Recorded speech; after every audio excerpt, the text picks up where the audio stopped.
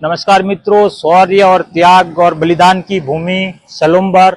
इस वक्त आप देख रहे हैं हाड़ा रानी सलुम्बर। सूरज पोल के बाद ये एक और पोल आया है। पोल ही क्या, ये हाड़ा रानी महल का गेट है। किस तरह ये हमारी धरोहर है, आइए हम आपको दिखाते हैं। उस जमाने का ही ये गेट है और देखेंगे आप ऊपर जो नुकीले किले लगे हुए हैं। राव सलुम्बर के सुंडा ने मांगी एक निशानी थी, अरे शीश काट कर भेजा इसने, वो तो हाड़ी रानी थी।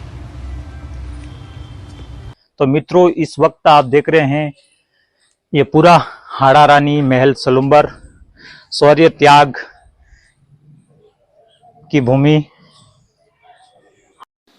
हाड़ी रानी सलुम्बर के राव रतन सिंह सोंडावत की पत्नी थी। इतिहास के सुनहरे अक्षरों में रानी की वीर गाथा दर्ज है। इन्होंने अपने पति को विजय की ओर प्रेरित करने के लिए एक ऐसा बलिदान दिया जिसे करना तो दूर, सोचना भी शायद आज मुमकिन नहीं है। हाड़ी रानी बूंदी के हाड़ा शासक की बेटी थी, जिनकी शादी सलुम्बर के सरदार राव रतन सिंह सोंडावत के साथ हुई थी। बाद में इन्होंने इतिहास में हाड़ी रानी के नाम से जाना गया। हालांकि इनका नाम सहल कुंवर था। उन्होंने अपने पति को अपना फर्ज याद दिलाने के लिए अपना सिर ही काट कर पेश कर दिया। यह उस समय की बात है जब मेवाड़ के महाराणा राज सिंह जी का शासन था। 16वीं शताब्दी लगभग। हाड़ी रानी विवाह के 7 दिन ही हुए उनके पति राव रतन सिंह जी को युद्ध पर जाने का फरमान आ गया। सरदार का मन व्यथित हो गया। कौन जानता है कि युद्ध भूमि में क्या होगा। एक राजपूत रणभूमि में मौत त्याग कर उतरता है और जरूरत पड़ने पर सिर काटने से भी पीछे नहीं हटता।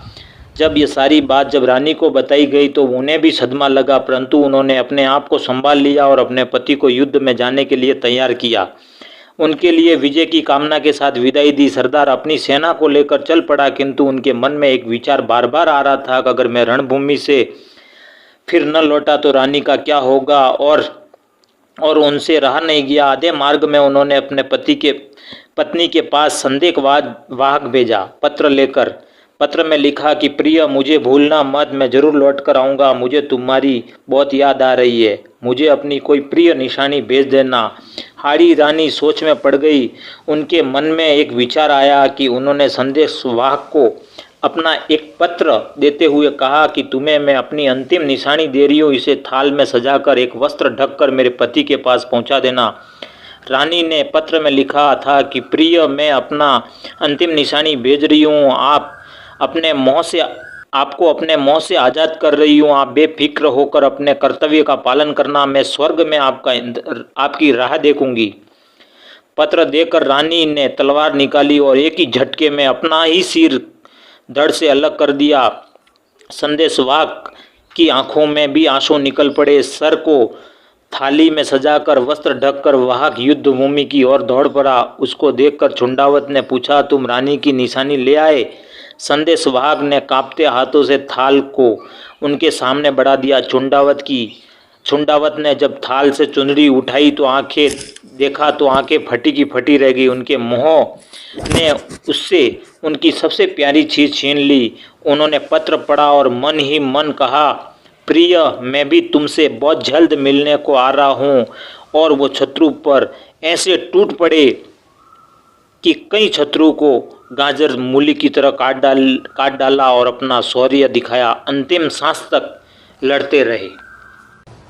आइए मित्रों, हम आपको दिखाते हैं कि हाड़ा रानी है त्याग बलिदान देते हुए मेवाड़ के लिए गौरव गाथा। इधर भी ये पेंटिंग है। ये जो पीछे आप देख रहे हैं पूरा खंडर महल है, ये भी हाड़ी रानी का है। कुछ नया कंस्ट्रक्शन का काम भी हुआ है।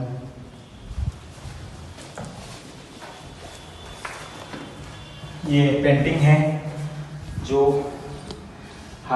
युद्ध के समय की पेंटिंग है। और रतन सिंह जी हाड़ी रानी का सर लिए हुए युद्ध में शौर्य दिखाते हुए। ये शायद शादी ब्याह की पेंटिंग है।